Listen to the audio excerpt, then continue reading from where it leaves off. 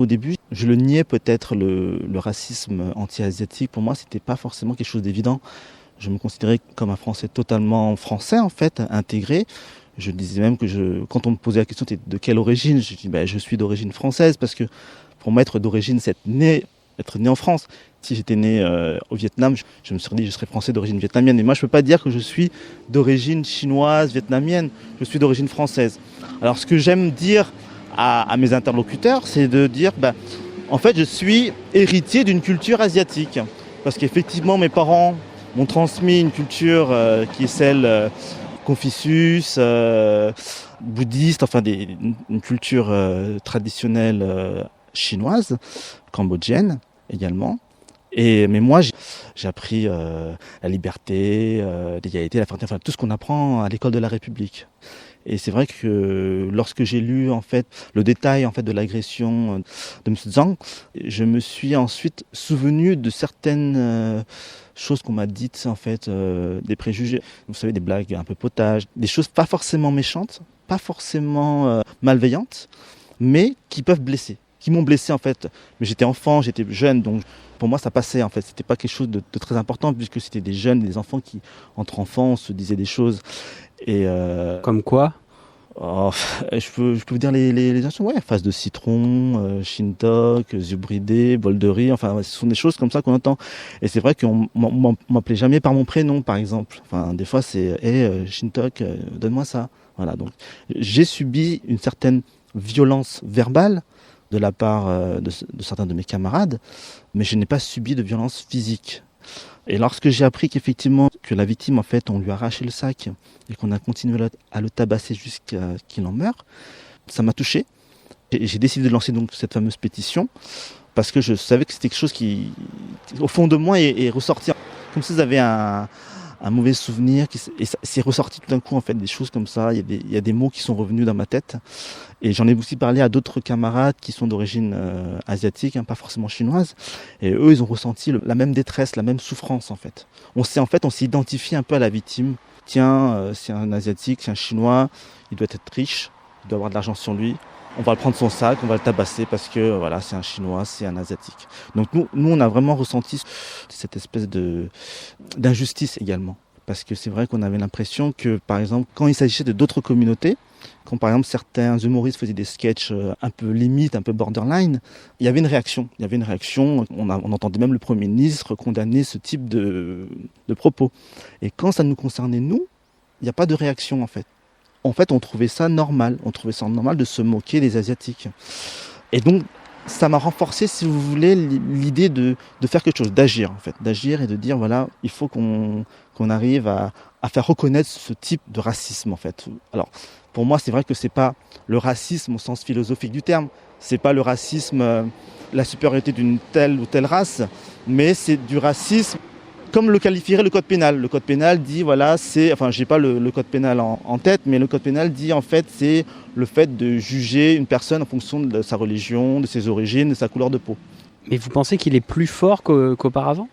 Il n'est pas plus fort, il est devenu banal, c'est-à-dire que c'est devenu une banalité. Et en fait, si vous voulez, les gens se moquent plus facilement. Voilà. Surtout dans les quartiers. Je pense que à Paris même, intramuros, on n'a pas ce type de comportement. Mais dans les quartiers, quand on a une communauté qui domine sur les autres, en fait, dominante, on ressent ce type de propos.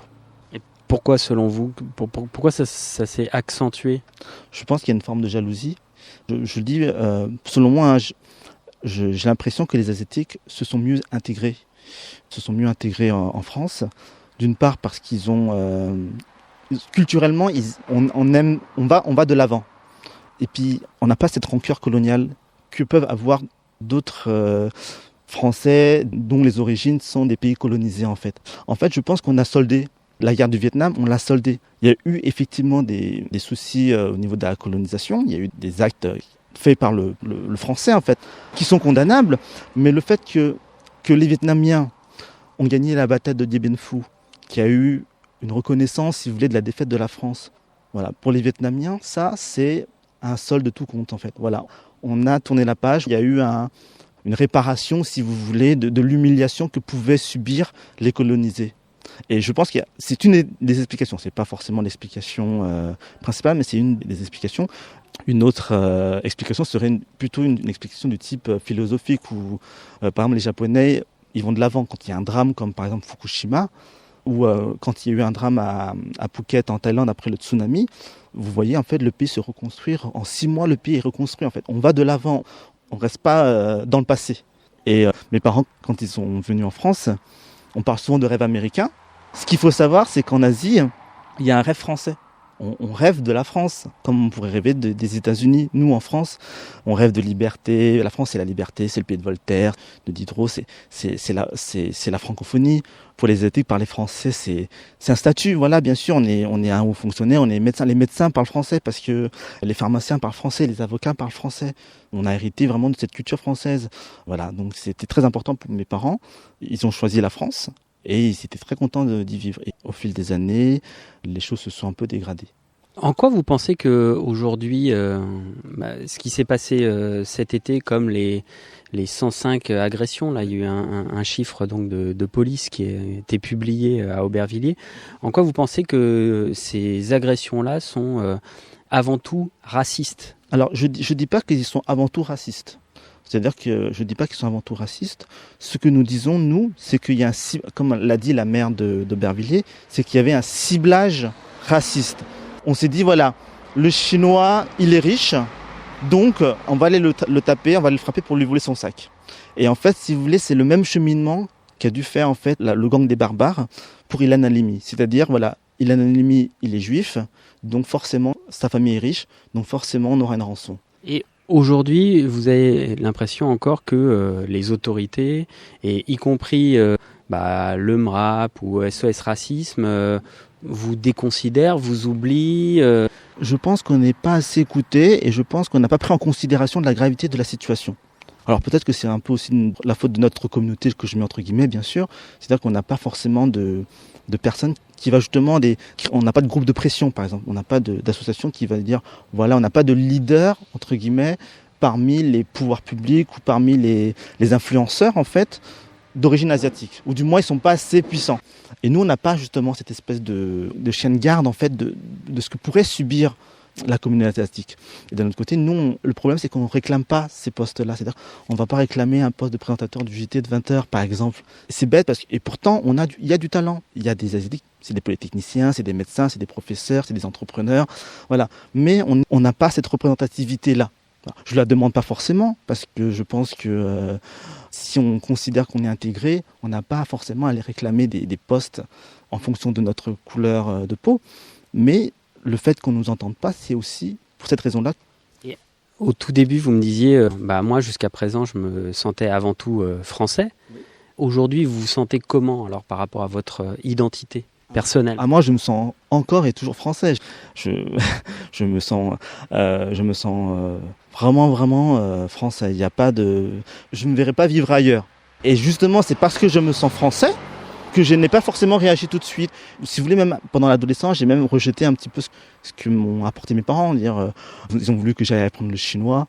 Ça m'intéressait pas le chinois. Je me dis, mais qu'est-ce que je vais faire avec le chinois ? Voilà. Maintenant, je le regretterai un petit peu parce que maintenant, quand il faut s'ouvrir un petit peu vers l'Asie, le chinois est nécessaire. Mais c'est vrai que j'ai pas, voilà, je me sens vraiment 100% français. Il n'y a pas de, même 1000% français. Je vais en Asie, la première chose qui me manque, c'est le camembert et la baguette de pain. Et quand je rentre en France, dès que j'ai posé mes pieds à Roissy, je cours vers le fromager, je m'achète mon petit camembert, j'achète mon pain chez mon boulanger et je me le dévore parce que je suis français.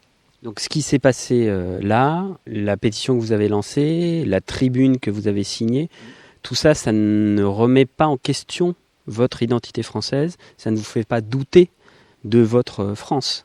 Non, pas du tout. Je suis pessimiste sur l'évolution de la société française, mais ça ne me fera pas renier mon identité. On peut critiquer notre pays, je pense que c'est bien sain, mais ça ne remet pas en cause notre nationalité, notre amour pour notre pays. Et d'ailleurs, si vous voyez les images de la manifestation du 21 août dernier, à Aubervilliers, on voyait, il n'y a que des drapeaux français. Voilà. C'est impressionnant de voir dans une manifestation autant de drapeaux français. Je crois que je n'ai jamais vu autant de drapeaux français. C'est vraiment impressionnant. Cet amour de la France qu'ont les Asiatiques, en fait.